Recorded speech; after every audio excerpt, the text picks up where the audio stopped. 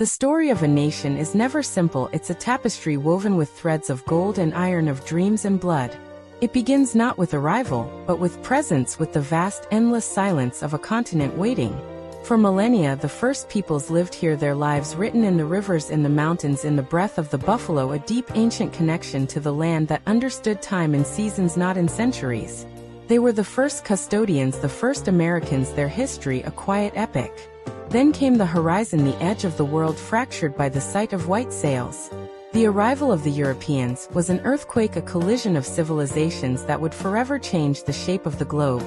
They came for gold, for glory, for God, driven by curiosity and a ruthless conviction of superiority. The Spanish brought conquest, the French brought trade, the English brought settlement. And with them they brought disease, a silent, terrifying weapon that decimated populations before a single shot was fired, a tragedy of scale we can barely comprehend.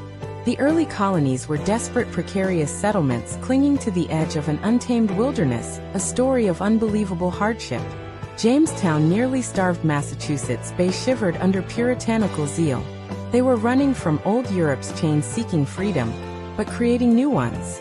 They built their homes on stolen land, driven by a yearning for self-rule. But that yearning was deeply complicated, because the prosperity of the southern colonies was built on a dark and shameful foundation, the brutal, horrific trade of human beings. The contradiction of America was born right there in the soil, freedom for some, bondage for others. As the colonies grew rich and confident, they started to resent the tight grip of the mother country. Taxes, laws, restrictions they felt were unfair, distant, tyrannical. The air grew thick with revolutionary fervor. It wasn't just about tea or stamps, it was about identity, it was about destiny. The shot heard round the world, fired in Lexington, wasn't just a military action, it was an emotional declaration. A group of colonists standing up to the world's greatest empire, saying, we will govern ourselves, or we will die trying.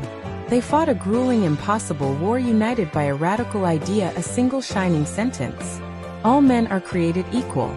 That promise, that divine statement of equality, was immediately betrayed by the very men who wrote it. But it was a seed, a powerful seed planted in the heart of the nation, a truth that would eventually demand its fulfillment. The birth of the United States was a nervous, painful process. The Constitution, a brilliant compromise riddled with flaws, chief among them the compromise on slavery. They kicked the can down the road, they appeased the South, they valued unity over morality. And in doing so they signed a pact that guaranteed a future war.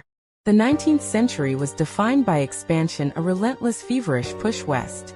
It was manifest destiny, the divine right to conquer the continent from sea to shining sea. This was a story of incredible tenacity, of pioneers pushing wagons over mountains, of railroads slicing through prairies, of discovery and invention. But it was also a story of merciless displacement, of treaties broken, of wars fought against the native tribes, a systematic erasure driven by greed and the endless hunger for land. We must remember the trail of tears, the forced marches, the desperate resistance, the land taken, the lives lost. Expansion was a triumph for settlers, but a catastrophe for the indigenous people. As the nation grew geographically, it fractured morally. The issue of slavery became a gaping wound that simply would not heal. It wasn't an abstract political debate. It was a raw, agonizing crisis of the soul. Can a nation dedicated to freedom truly survive half slave, half free? Lincoln answered with a resounding no. The Civil War was the nation's agonizing self-immolation, brother against brother, American against American, a bloody reckoning for the original sin of the Republic. It was the deadliest conflict in American history, a four-year baptism by fire that tested the very concept of the Union. The North fought to preserve the Union, the enslaved people fought for their freedom, their families, their very humanity. The Union won the war, the slaves were freed, but the peace was short, the wounds deep, and the promise of equality remained tragically unfulfilled. Reconstruction failed, giving way to Jim Crow, to terror, to decades of codified racial apartheid in the South, a new form of bondage cloaked in legality. The late 19th century was the era of the titans, the robber barons, the Gilded Age. Carnegie, Rockefeller, Vanderbilt, they built industrial empires, transforming farms into factories, cities into towering canyons of steel and glass. This was a time of dizzying progress, of electric lights and telephones, but also a time of brutal labor practices, of poverty and exploitation of immigrants crammed into teeming, unsafe tenements. The gap between the impossibly rich and the hopelessly poor widened into a chasm. Then came the new century, the age of global power. Two world wars dragged a reluctant America onto the world stage, confirming its status as the world's industrial and military powerhouse.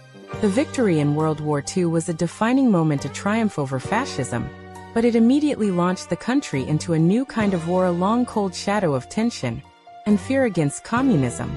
The Cold War defined generations, shaping everything from foreign policy to school curricula, with the constant threat of nuclear annihilation hanging over every decision.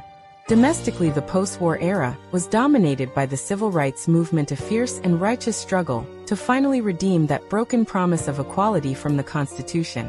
It was led by giants like Martin Luther King Jr. and countless brave, ordinary men, women, and children who marched, who sat, and who endured fire hoses and dogs to demand the basic right to vote, to learn to simply exist without fear.